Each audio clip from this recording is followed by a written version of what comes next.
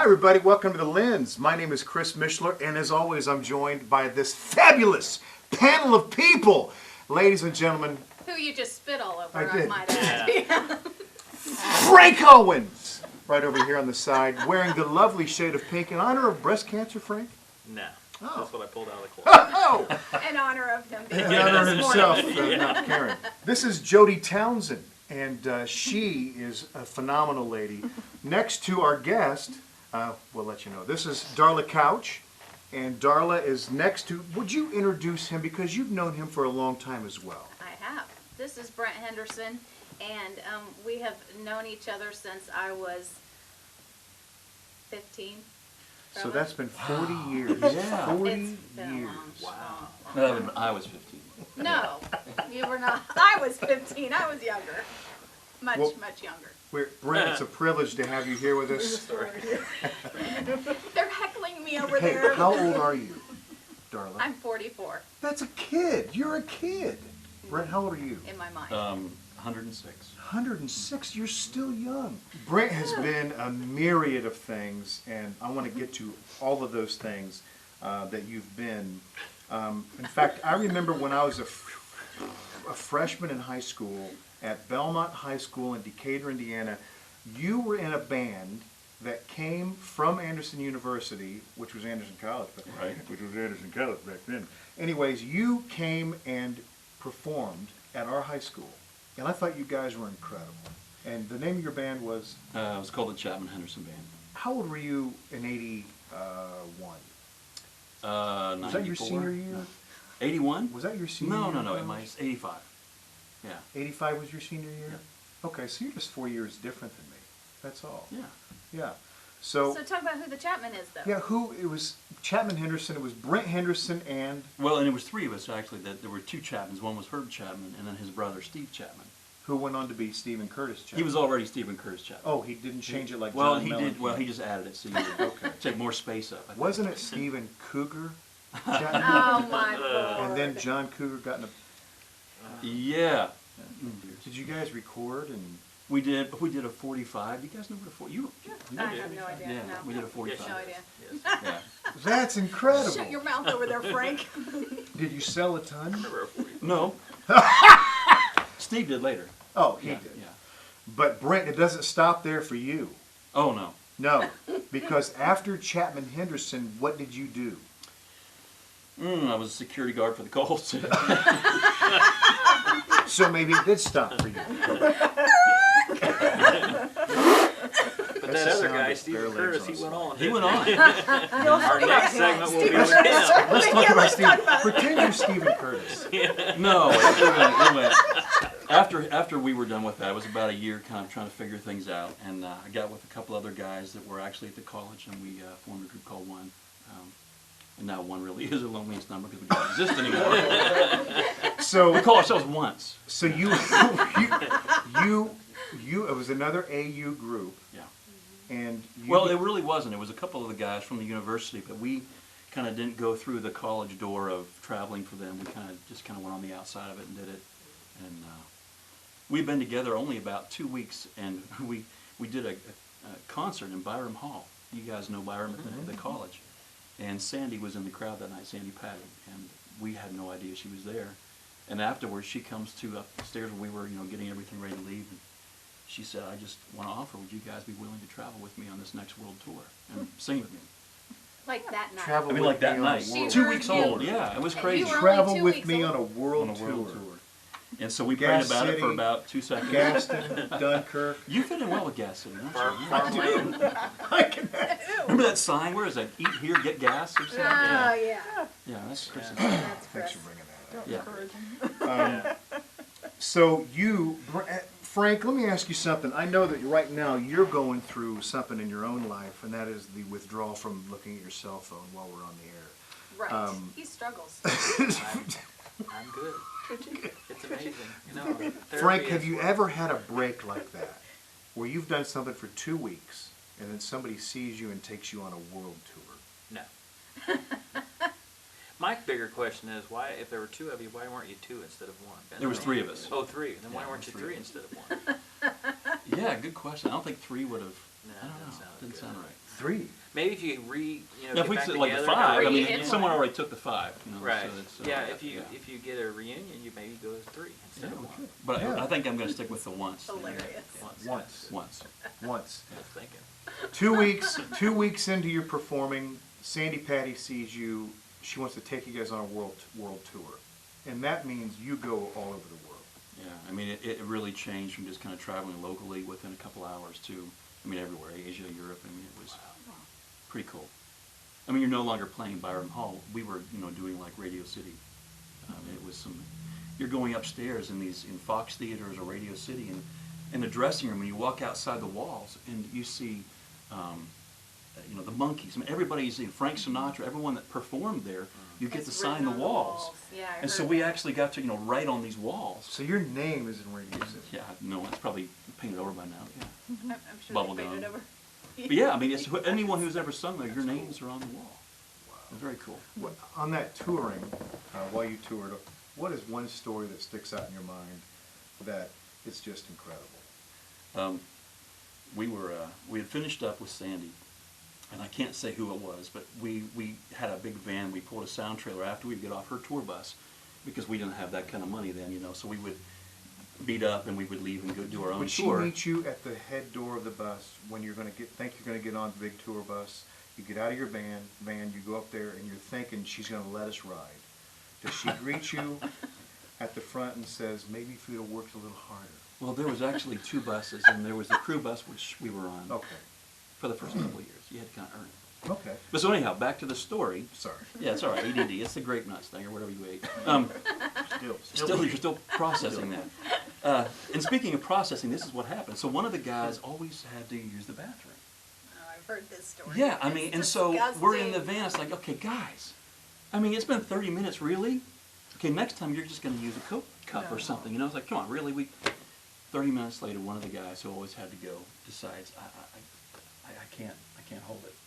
So we pull into a McDonald's about 11 o'clock, and he takes off running. So we're kind of laughing about it, and we take our time going in there. And so one of the other guys, we walk into the men's restroom, and I'm not even thinking that he's not in there, this other guy. And at McDonald's, you walk back and you see the men's and women's bathroom. You know where this is going.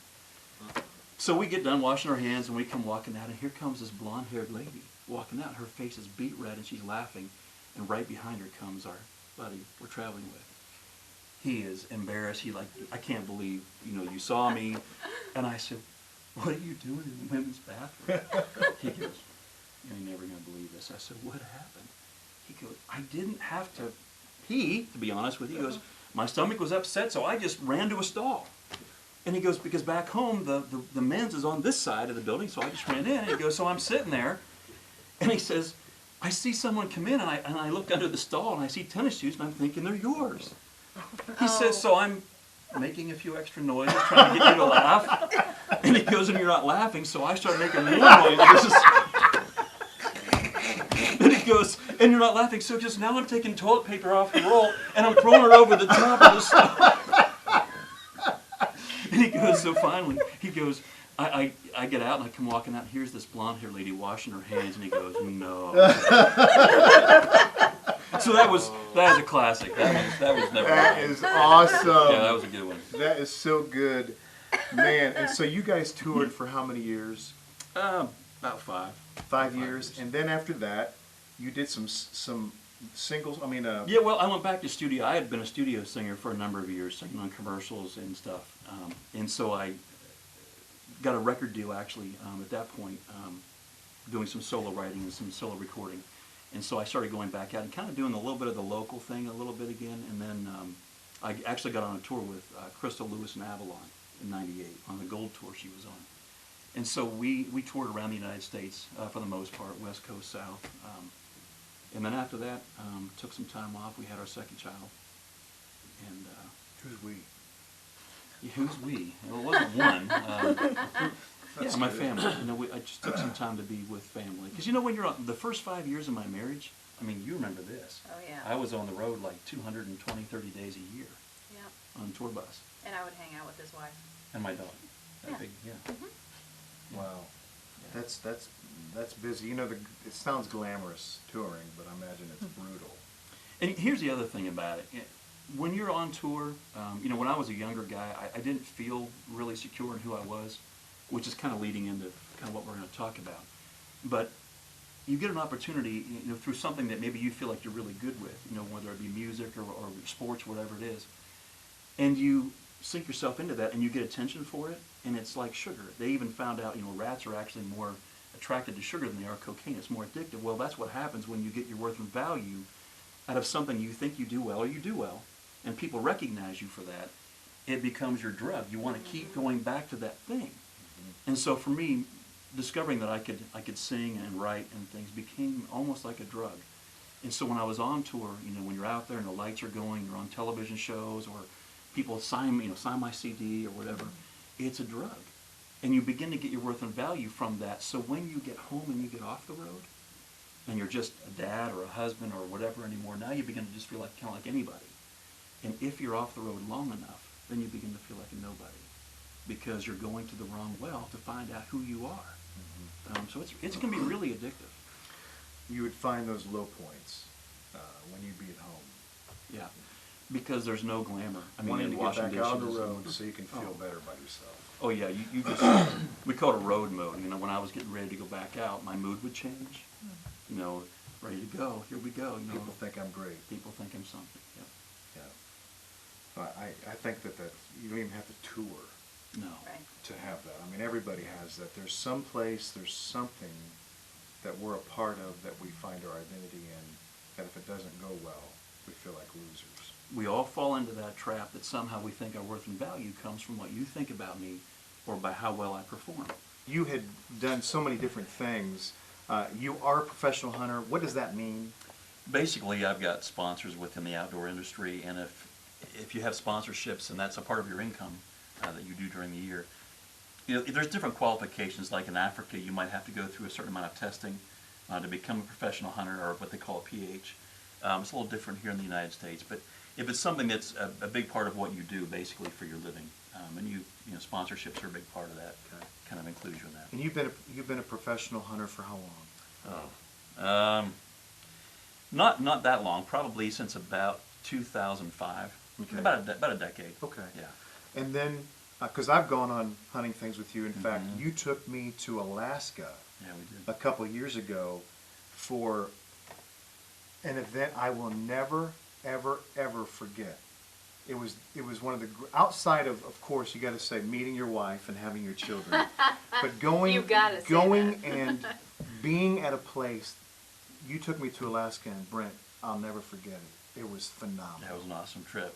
It was you and I. We were there for 1 week during like a missions, helping build camp, and the other one was you and I and Derek Daly from the Indianapolis 500. You've seen him do the announcing, and his son Christian, and we rented a motorhome for the entire week.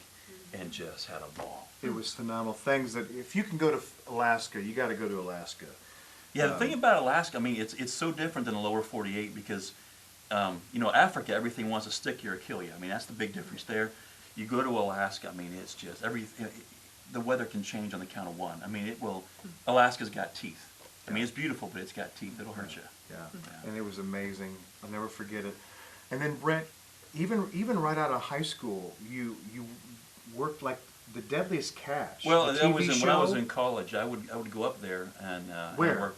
Well, I was at a place called King Salmon in Bristol Bay. In Alaska. Yeah, it's on the northern part of the Aleutians. It was a commercial. There's some television shows out. It wasn't a crabbing boat. It was commercial, salmon fishing. But you're still in some pretty nasty, And you worked that during the summer. Yeah. And it's like the TV show. It's yeah. You don't get much sleep. You want to kill each other. You're ready to get back to you get back to shore, and it's like you go in these little boxes like an outhouse. There are showers, and you've been on the boat, for a solid week where you're just pitching, and you get in there and you can see the things rocking because guys are getting soap in their eyes and losing their balance from being on the boat. And oh boy, kind of a cool thing, but yeah. Man, and Brent, all these things that I'm asking have to do with what I want to come to. You are also a black belt in karate. What is it? What do you have? What's it called? I was in a lot of different. It's now called mixed martial arts. I was in. I don't even talk about this much. You're the only one that kind of talks. He wants to be like Kung Fu Panda or something. I'm gonna karate chop you in half. Yeah, no, here we You go. actually kind of look like Kung Fu Panda, actually. It's either that or Uncle Fester from the Addams Family. I got no hope. Fester. I got Yeah. I'd go with Fester. Everybody's, oh, yeah. Put my head above. But yeah, now it's really more mixed martial arts. I was in Kundao Kung Fu for a lot of years, and then I was in Indianapolis in Yoshinkan Aikido, and then Young Brothers They have great Taekwondo. sushi. Yeah, I was going to say, yeah, That's my favorite thing. It always comes back to food with you. does. Did you ever notice that? Kung Fu Panda. Yes, I So have. you have many black belts, deep sea fishing, professional.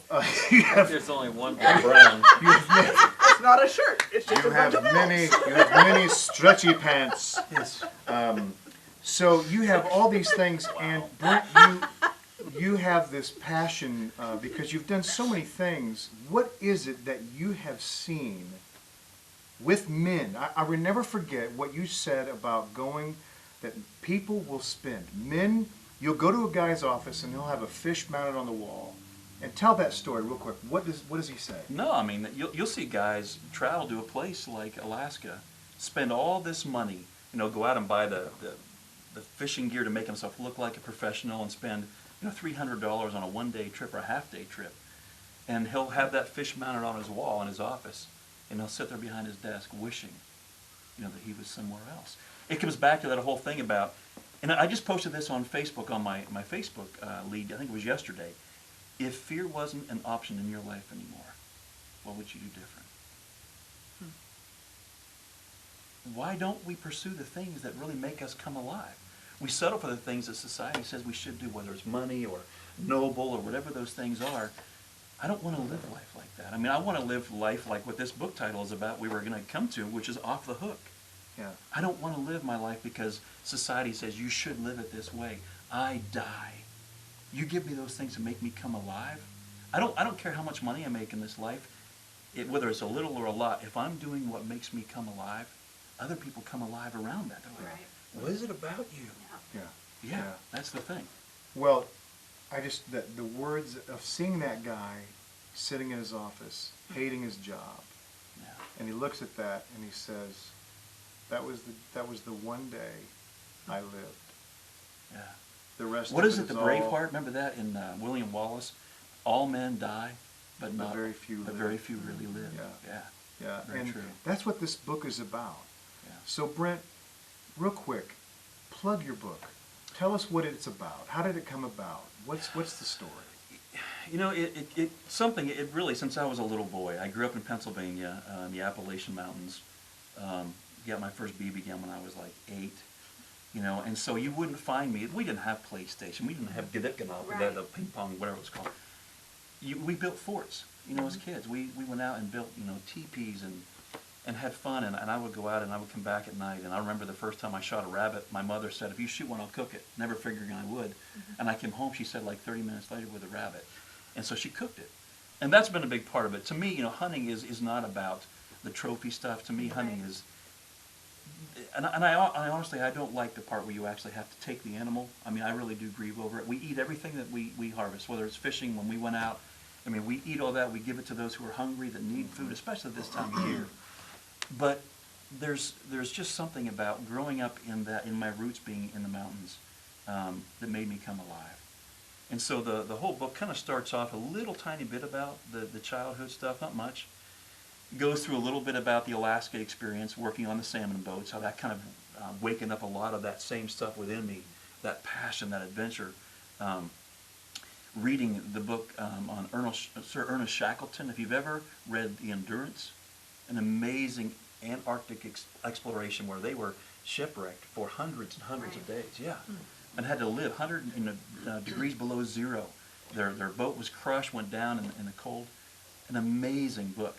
So another movie called Never Cry Wolf. You probably don't even remember it. It was not a big movie, but Disney made it, of a guy named Tyler who went to it was actually the Canadian outback, to try and understand what happened to the caribou herds. Was it the wolves that were killing them? What was happening? And so here's a guy going into the outback who knows nothing about survival. He's a pencil pusher. He's used to carbon copies and all kinds of equations. And he gets to this little Alaskan village where Brian Dennehy was the bush pilot, perfect example. He's going to be flying off into the wilderness with this Tyler. And Tyler, when they get there, they look at his gear. He's got light bulbs. He's got toilet paper. I mean, Chris, do you even use that? No, I'm just kidding. One would wonder. One I use would. a high-power sprayer. Yeah, but no, but I mean, you know, he's got carbon copies. I mean, all this stuff, and you're going really. And so when Brian Dennehy lands and drops him off on this lake, and he flies away, you know, there's conversation happening. But as soon as that plane takes off, and I know exactly what this feels like in the wilderness when you're finally there alone, and there's no cars, there's no prop of a twin-engine plane or anything going over, and you're so far out you're not even hearing planes at 36,000 feet, and all you hear is that wind and the cold. I can feel it even as I'm talking about it now. And in this movie, Tyler is sitting on this frozen lake, and he traded his stuff for a couple cases of beer because he figures, what am I going to do? Now he realizes all this stuff I have is useless. And he's walking across the lake, and he breaks through the ice. He's got his gun, and he sinks to the bottom. And when he gets to the bottom, the only way he can make it back to the top is he's got to get all this extra baggage off he doesn't need. And you see the rifle, the tip poke through the ice, and he's trying to breathe, and he gets out. And he discovers that there's a lot of stuff in this life I don't need. And he discovers what does he really need to make it through this life. And so that's kind of where the book starts. That actual story is in here about where I realized as a young man on a hunting trip, actually in the Iliamna Mountains. I got dropped off on a mountainside we were about 160 miles away from the nearest town. And we had taken a caribou, and we had too much meat to fly from the little place. It wasn't a runway. It was just a little hilltop with some rocks. We had to make sure we weren't hitting the rocks. The pilot flew me about 20 minutes flight time away to another spot that was going to be bigger so he could go back and get the gear and the caribou. And when he dropped me off, there was a massive grizzly following a wounded, what we call a double shovel caribou around. And I had left my rifle back at camp. Now, everything I do now is with a bow, but back then it was rifle. And he hands me what's an AR-15, which is like the military M16. And he takes off, and here I am now, all alone, with that wind sound, with this 1,000-pound Boone and Crockett bear circling. And I'm realizing, I've never been trained for this stuff. What do I do? I was used to shooting little tiny rabbits in Pennsylvania. This is a 1,000-pound, muddy, wet, angry, mean animal looking for something to survive. And in that moment, I realized, you know, I had the designer clothes like we talked about with these guys going fishing that still basically had the tags on them. But I had the hat and the T-shirt, but I really didn't know what the heck I was doing.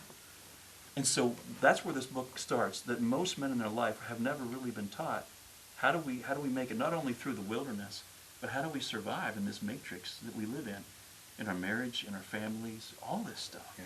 No one's ever taught us how to do it. So men are kind of flying blind. In Alaska, you know, you'll be flying and you'll get socked in. That happens all the time in Alaska. And when you're flying without instrumentation, which is called VFR, visual flight restrictions, you had better know where you're headed. I mean, it'll eat your lunch. Yeah. Brent, I've read the book, and I've been with you on a number of things, and you speak all over the country, and this book is going to be made available. Yeah. When? Well, we have some pre-release copies right now. They're not for sale. You can go on menministry.org. You can find the book on there. I've got some pre-sale right now that I'm speaking this coming weekend in Pennsylvania after Thanksgiving. But I would say probably within about the next 6 weeks. It should be. I'm hoping before Christmas, to be honest with you. Sure. Here's what I would say to anybody watching. Fellas, if you're watching that book, it's not one of those that you pick up and go, oh my gosh. It is riveting. I read it all in one setting. And ladies, I know some of us would like to fix our men. Not really encouraging you to do that because you can't fix anybody. But, you know, if you want to buy a book for him, if he's looking for a book. Yeah, and let me say this. You know, so many times women want to understand a man's heart. Yeah, and that'd be a good book for her to read. You really want to understand kind of what he's thinking. I even go into one of the chapters between Africa's Big Five, you know, when you've got the elephant, the rhino, the leopard, Cape buffalo, all that kind of stuff, to the Big Five within a woman's needs and a man's needs, which is really interesting because when you look at what a woman's top 5 needs are, and you look at the top 5 needs of a man, they're not the same. I mean, in fact, if you look at this, it's really embarrassing. Men's needs look so shallow Yeah. and ridiculous versus a woman's needs. Oh yeah, I mean a woman's affection, communication, trust, honesty, Financial security. financial support, all that stuff. Yeah. Then his hot wife. Yeah, I mean, Sex. Number one is sex. Number two, Recreational companionship. that's number two. An attractive spouse is number three. Yep. We were sitting in a meeting one time when we put the top 5 of a man up, and it's in the book. We said, okay, on a scale of 1 to 10, man, how important are those things for the woman? And we gave them all a 10. What was so interesting, we had 3 women in the room, and so we started off with sexual fulfillment for man, number 1. And the ladies go. Oh, really? I knew this was going And to then happen. the next one Men are was pigs. recreational companionship. Oh, figures. It's all about you. He wants a hot wife. So- Oh, that'll fly. So here's the cool thing. We're scoring this. Okay, ladies, what would you give that? Oh, the first one, I'd give it a 2. 2, 1, -10. I mean, but here's the thing. One of the things I go through in the book is there's biblical support for all 5 of the women's and all 5 of the men's. And so we kind of go into this thing really helping to be able to bridge the gap, but it's really done in a way goes, you know what? Yeah, we're created differently. And if we can both try to understand before being understood, wow, that bridges so many gaps and builds trust and all that good stuff. Yep, I agree 100%. The book is phenomenal. It's going to be available in 6 weeks. Yeah. Go to menministry.org. Org. And Brent, you're all over the place speaking, and all kinds of things are happening. I can't thank you enough, and I hope that you have an amazing Thanksgiving.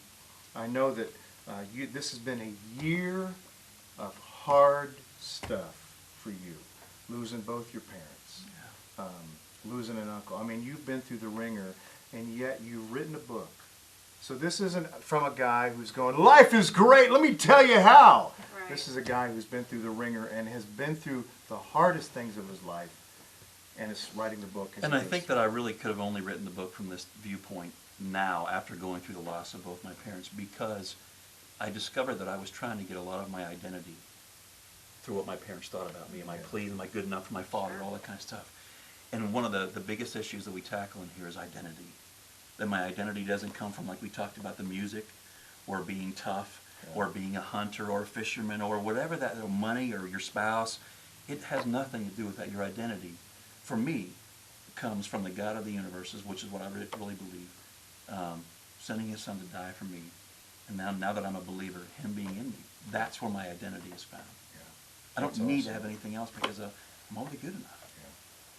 Big. I love it. I love it. When we live out of the good enough, we can do all kinds of things. Well, guys, thank you so much. That concludes it for the Lens. And happy holidays and Merry Christmas.